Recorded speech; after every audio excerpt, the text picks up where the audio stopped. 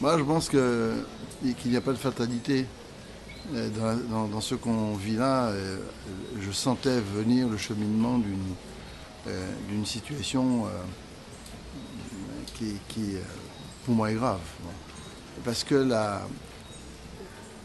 est-ce que je peux dire que l'État manque de considération et de respect par rapport au peuple d'outre-mer? Très honnêtement, je n'ai pas envie d'aller jusque-là, mais je ressens personnellement une profonde distance et un profond mépris.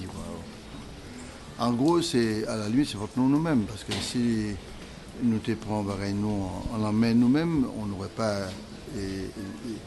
dû laisser aller aussi loin cette posture. Je me retrouve dans quelque chose qui me déplaît terriblement. On n'a pas qu'à faire trop politique. On n'a pas qu'à faire trop politique. On fait de l'exigence politique. Exigence d'abord vis-à-vis de soi-même, avec tout l'esprit de sacrifice nécessaire pour faire avancer la cause. Donc le troc, ça ne m'intéresse pas. Et aujourd'hui, qu'est-ce qui s'est installé dans cette république de troc? C'est un sous-troc qui s'appelle le troc avec l'outre-mer. Je te donne ça, tiens ça, tes trois, mes bouchous, assises. Et puis, après, le grand principe général aussi, sois doux, ne parle pas trop fort.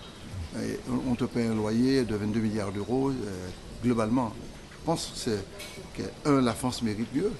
J'insiste beaucoup, et la République mérite mieux, parce que la confiance qui a été faite depuis la Révolution dans un processus d'émancipation qui a duré certains temps, avec beaucoup de pannes en cours de route, n'est pas dans un processus parallèle de décolonisation. Et je ressens aujourd'hui une situation qui est très très pesante, où les choses sont traitées un petit peu à droite, à gauche, sans unité, sans globalité, sans respect. C'est dans ce cadre-là que je ressens une espèce de chute de la conscience politique antillaise, une chute terrible, où la prise de conscience est nécessaire pour pouvoir se réveiller. Et si jamais on réussit ce pari de remettre de la confiance, de remettre de la dignité, de remettre de la détermination, et surtout de savoir exactement et clairement ce qu'on veut, sans ambiguïté, je pense qu'on peut avancer. Un des grands principes que je défends, c'est que l'égalité des droits, c'est une conquête. Ce n'est pas un don, c'est une conquête, un combat de plusieurs années. Le droit à la différence, c'est aussi une autre conquête. Il faut parvenir à cela.